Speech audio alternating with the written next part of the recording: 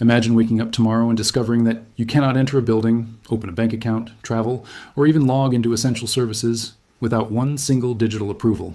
Not because you committed a crime, not because you missed a payment, but because your identity access was flagged, paused, or revoked. No identity approval, no participation. That sounds extreme. But history shows that control systems do not begin with force. They begin with convenience. Every powerful control structure in history was first introduced as a solution. A solution for fraud, a solution for safety, a solution for efficiency, a solution for the greater good. And almost nobody questioned it in the beginning. Digital identity systems are now being rolled out across the world faster than any identity infrastructure in human history. Governments call them modernization. Banks call them security. Tech companies call them seamless integration. But power systems call them something else. They call them leverage. Because when identity becomes digital, centralized, and permission-based, access itself becomes programmable. And when access becomes programmable, freedom becomes conditional. Identity has always been the master key of civilization. In ancient empires, identity determined your legal status. In medieval systems, identity determined your rights and obligations. In industrial states, identity determined your citizenship and mobility.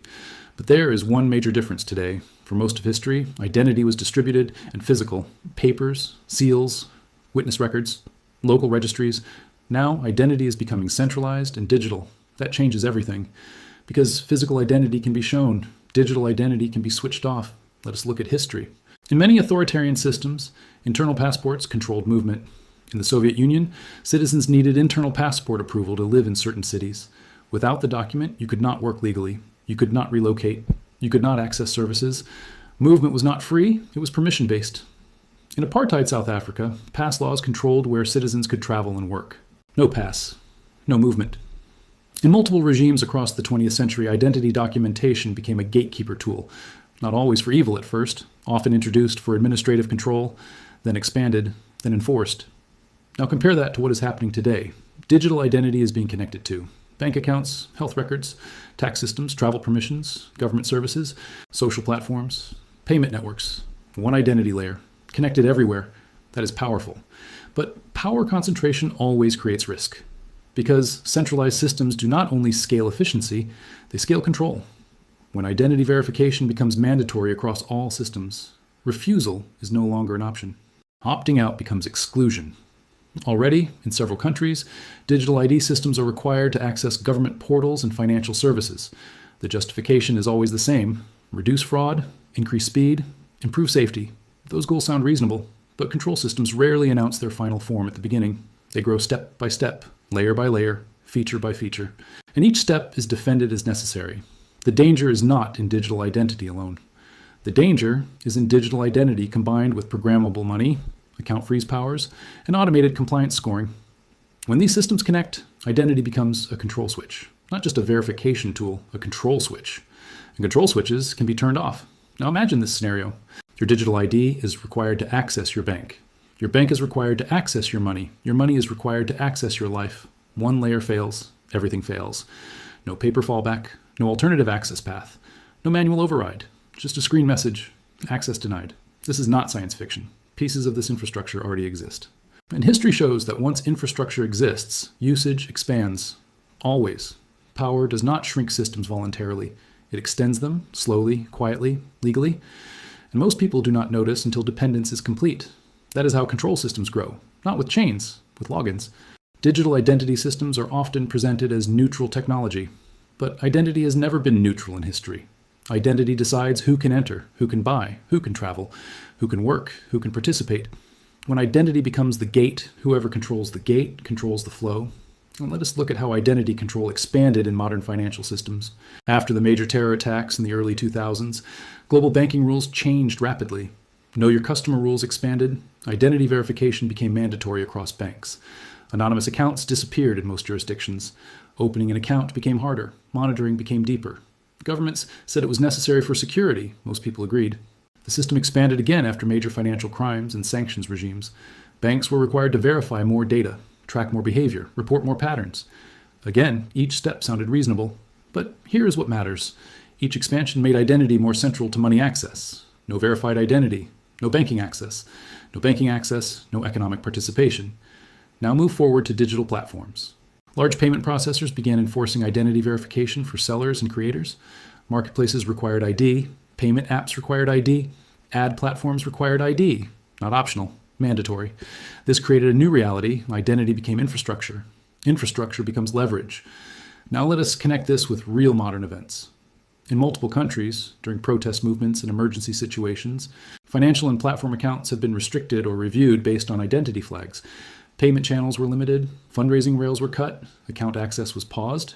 Whether one agrees with the politics is not the point. The mechanism is the point. Identity plus finance equals control capacity, and technology increases speed. In the past, freezing financial access required paperwork, court orders, and manual coordination.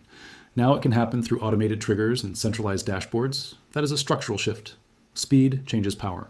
Now consider how digital identity is evolving technically. Biometric identity is expanding rapidly. Face recognition, fingerprint authentication, iris scanning, voice print matching. Biometrics link identity to the body itself. You can change a password. You cannot change your face. That increases security. It also increases lock-in.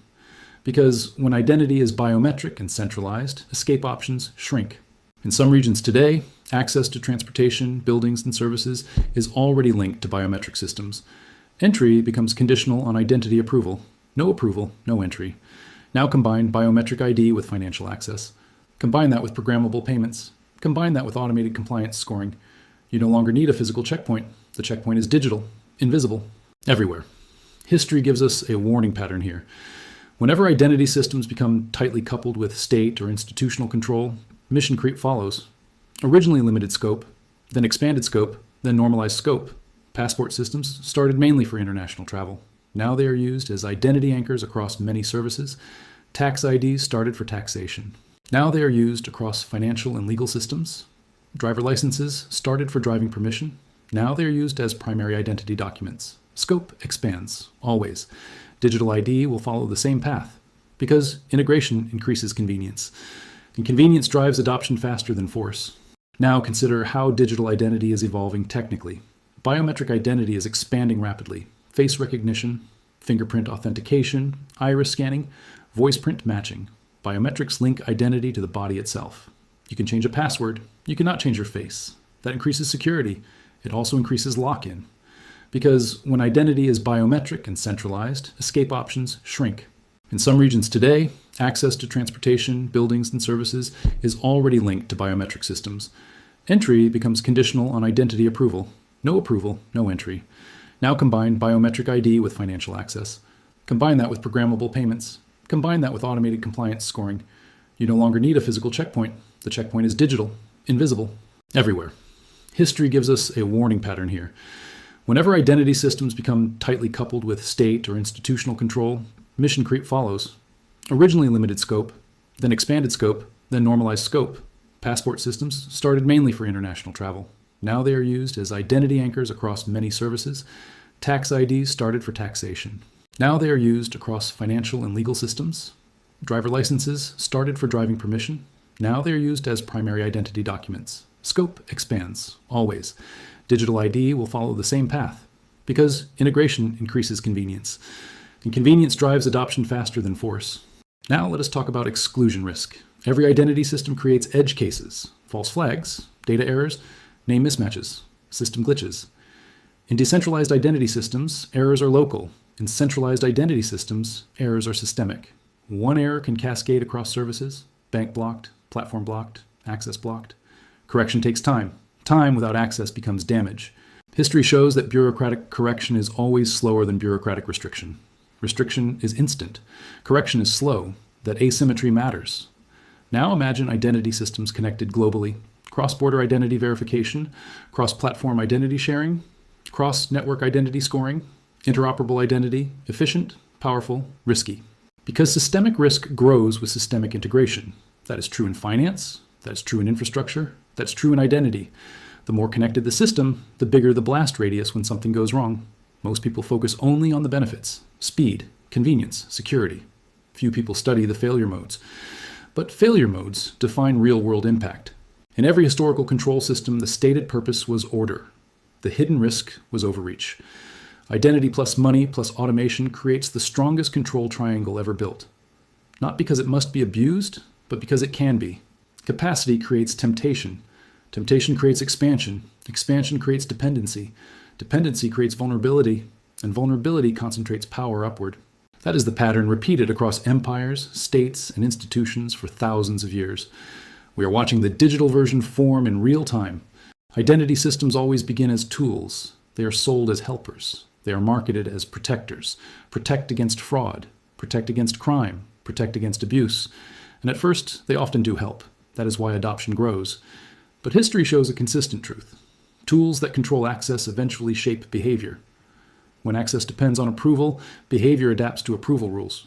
People do not only follow laws, they follow access incentives. Let us look at real historical behavior shifts tied to identity and permission systems. In many 20th century regimes, citizens adjusted speech and activity because permits and approvals controlled careers and movement. No permit, no job, no approval, no travel. People self-censored, not always because of police. Because of permission systems. That is soft enforcement. Soft enforcement is more efficient than force. Now translate that into a fully digital identity and payment world.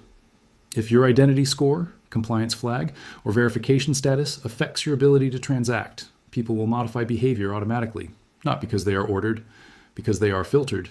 Filtering is quieter than banning, but often more effective.